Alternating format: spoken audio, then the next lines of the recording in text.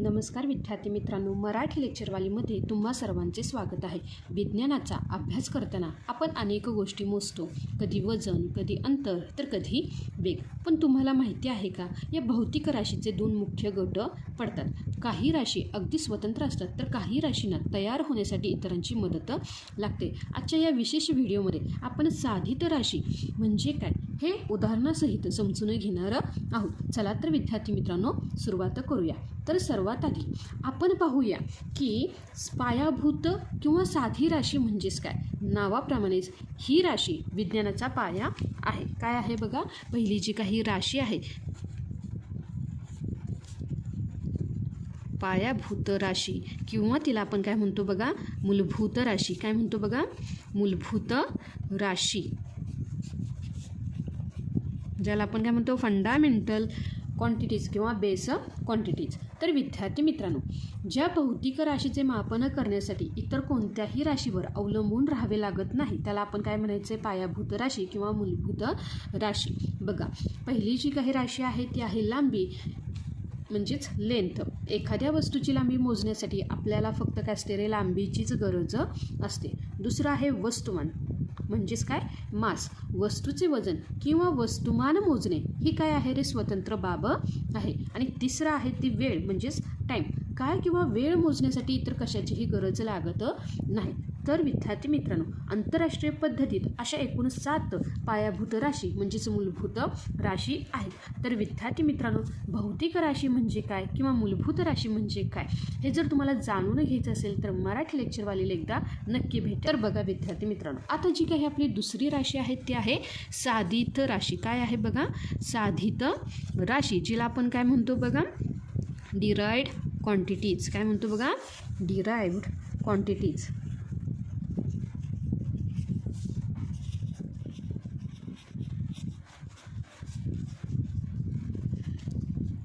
आता बघा विद्यार्थी मित्रांनो, आता साधित म्हणजेच काय की ज्या दुसऱ्या कशापासून तरी तयार झालेल्या आहेत. लक्षात आलं का? मग ह्याची व्याख्या काय होते माहिती आहे मित्रांनो. आता ज्या काही आपण भौतिक राशी बघितल्या, त्या भौतिक राशीचे मापन करण्यासाठी एक किंवा अधिक पायाभूत राशींची मदत घ्यावी लागते. त्यांना आपण काय म्हणायचे, साधित राशी असं म्हणायचे. काय सांगितलं बघा, ज्या भौतिक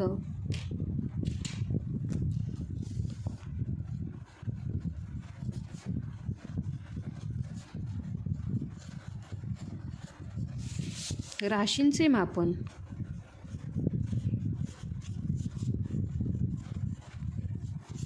करण्यासाठी एक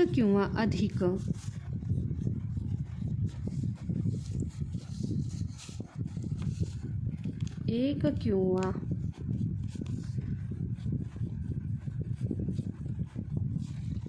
अधिक पायाभूत राशी म्हणजेच मूलभूत राशींची मदत घ्यावी लागते. मूलभूत राशींची मदत घ्यावी लागते.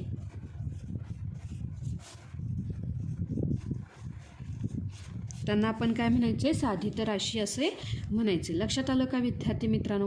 आता बघा, ज्या काही साधित राशी आहेत आपल्या अवतीभोवती सर्वत्र असतात, त्यांची काही महत्त्वाची उदाहरणे आपण काय करूया, नीट समजून घेऊया. तर विद्यार्थी मित्रांनो, जी काही पहिलं उदाहरण आहे तर ते काय आहे बघा, तर ते आहे क्षेत्रफळ. काय आहे बघा, क्षेत्रफळ. जे पहिलं उदाहरण आहे ते काय आहे बघा, क्षेत्रफळ, ज्याला आपण काय म्हणतो बघा, एरिया. काय म्हणतो, एरिया.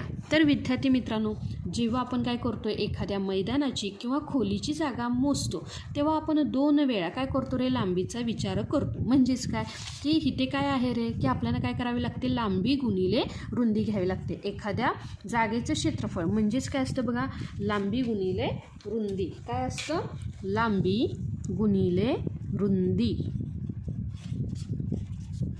त्यासोबतच आता जे काही दुसरं उदाहरण आहे साधित राशीचं, ते आहे घनफळ. काय आहे बघा, घनफळ, ज्याला आपण काय म्हणतो, व्हॉल्यूम.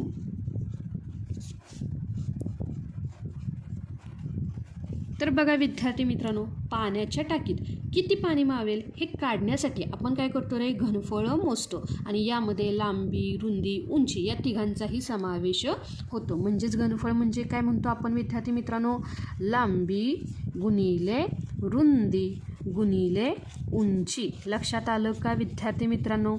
त्यानंतर आता बघा, जी काही तिसरी साधित राशी म्हणजेच काय आहे बघा, चाल, ज्याला आपण काय म्हणतो बघा, स्पीड. काय म्हणतो बघा, स्पीड. तुमची गाडी किती वेगाने धावते हे अंतर आणि वेळ या दोन राशीवरून ठरते. लक्षात आलं का? म्हणून काय बघा, अंतर भागिले वेळ म्हणजेच काय असतं रे, चाल, ज्याला आपण काय म्हणतो रे, स्पीड. लक्षात आलं का? अंतर म्हणजे काय, डिस्टन्स, आणि वेळ म्हणजे टाईम. त्यानंतर जी काही चौथी आहे ती काय आहे बघा, घनता, ज्याला आपण काय म्हणतो बघा, डेन्सिटी. काय म्हणतो, डेन्सिटी. तर विद्यार्थी मित्रांनो, आता बघा, एखादी वस्तू पाण्यात बुडेल की तरंगेल हे तिच्या घनतेवर काय असतं रे, अवलंबून असतं. यासाठी आपल्याला काय लागतं, त्या वस्तूचं म्हणजे वस्तुमान आणि घनफळ. काय लागतं बघा, वस्तुमान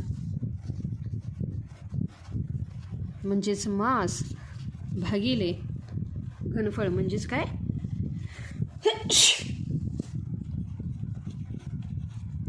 व्हॉल्यूम. लक्षात आलं का? त्यानंतर जी काही पाचवी राशी आहे ती काय आहे बघा, बल, ज्याला आपण काय म्हणतो बघा विद्यार्थी मित्रांनो, फोर्स. काय म्हणतो, फोर्स. एखादी जी स्थिर वस्तू आहे तिला हलवण्यासाठी आपल्याला जो काही जोर द्यावा लागतो त्यालाच आपण विद्यार्थी मित्रांनो काय म्हणतो बघा, बल. काय म्हणतो, बल. आणि बल हे कसं केलं जातं बघा, की त्या जी काही स्थिर वस्तू आहे तिला काय केलं जातं रे, वस्तुमान म्हणजेच काय, मास, आणि त्वरण म्हणजेच काय विद्यार्थी मित्रांनो, ॲक्सेलरेशन. लक्षात आलं का? म्हणजेच इथं काय येणार आहे बघा, वस्तुमान गुणिले त्वरण. त्वरण म्हणजेच काय, ॲक्सेलरेशन.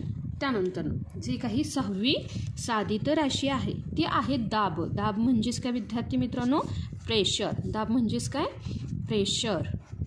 तर बघा विद्यार्थी मित्रांनो, जेव्हा आपण काय करतो रे, किंवा पेनाने, टाचणीने कागदावर दाब देतो तेव्हा आपण काय करतो रे, बल म्हणजे फोर्स आणि क्षेत्रफळ ह्या दोन्ही राशींचा काय करतो रे, विचार करतो. लक्षात आलं का? म्हणजेच इथं काय येणार आहे, बल भागिले काय येणार आहे, क्षेत्रफळ. क्षेत्रफळ म्हणजेच काय, एरिया, आणि बल म्हणजे काय, फोर्स. लक्षात आलं का विद्यार्थी मित्रांनो? त्यानंतर जी काही सातवी राशी आहे ती काय आहे बघा, कार्य. काय आहे, कार्य, ज्याला आपण काय म्हणतो बघा विद्यार्थी मित्रांनो, वर्क.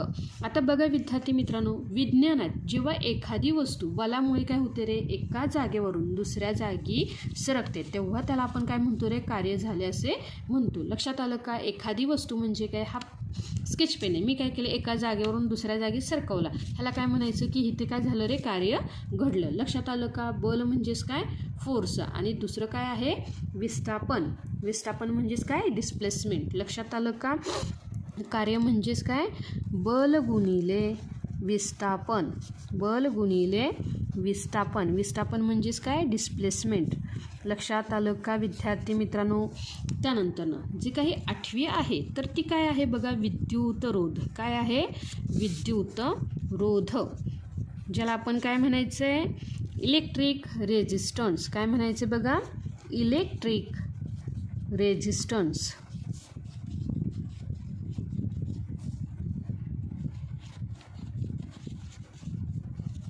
बघा, विजेच्या प्रवाहात जो अडथळा येतो तो मोजण्यासाठी काय करतात रे, ही राशी वापरतात. लक्षात आलं का? ज्याला आपण काय म्हणायचं आहे, विभवांतर भागिले विद्युत धारा. काय, विभवांतर भागिले विद्युत धारा. काय आहे, विद्युत धारा. आणि सर्वात शेवटी काय येते बघा, तर ती येते संवेग. काय येते बघा, संवेग, ज्याला आपण काय म्हणतो बघा विद्यार्थी मित्रांनो, मोमेंटम. काय, मोमेंटम. तर बघा विद्यार्थी मित्रांनो, धावणाऱ्या वस्तूमध्ये किती ताकद किंवा प्रभाव आहे हे काढण्यासाठी जे काही वस्तुमान आहे, काय आहे बघा, जे काही वस्तुमान आणि वेग ह्यांचा काय केला जातो रे, गुणाकार केला जातो. काय केला जातो, वस्तुमान आणि वेग ह्यांचा गुणाकार केला जातो. तर बघा विद्यार्थी मित्रांनो, एक गोष्ट तुमच्या लक्षात आली का, ह्या सर्व राशींमध्ये तुम्हाला काय दिसते रे, लांबी, वेळ किंवा वस्तुमान यापैकी किमान 2 राशी काय होतात रे, एकत्र आलेल्या आहेत. म्हणून ह्या ज्या काही सगळ्या राशी आहेत ह्यांना आपण काय म्हणतो रे, साधित राशी म्हणतो. कारण ह्या काय आहेत, साध्या राशीपासून बनल्या गेलेल्या आहेत. तर ही होती साधित राशींची काही महत्त्वाची उदाहरणे. ही यादी तुम्ही तुमच्या वहीत नक्की लिहून घ्या, कारण ही उदाहरणे तुम्हाला परीक्षेसाठी आणि विज्ञानातील पुढील प्रयोगांसाठी खूप महत्त्वाची आहेत. तर विद्यार्थी मित्रांनो, तुम्हाला हा व्हिडिओ कसा वाटला, कोणत्या राशीचे उदाहरण सर्वात सोपे वाटले, कमेंटमध्ये नक्की सांगा. व्हिडिओ आवडला असेल तर लाईक करा आणि आपल्या मराठी लेक्चरवाली चॅनेलला सबस्क्राईब करायला विसरू नका. भेटूया पुढच्या व्हिडिओमध्ये. तोपर्यंत अभ्यास करत राहा आणि शिकत राहा.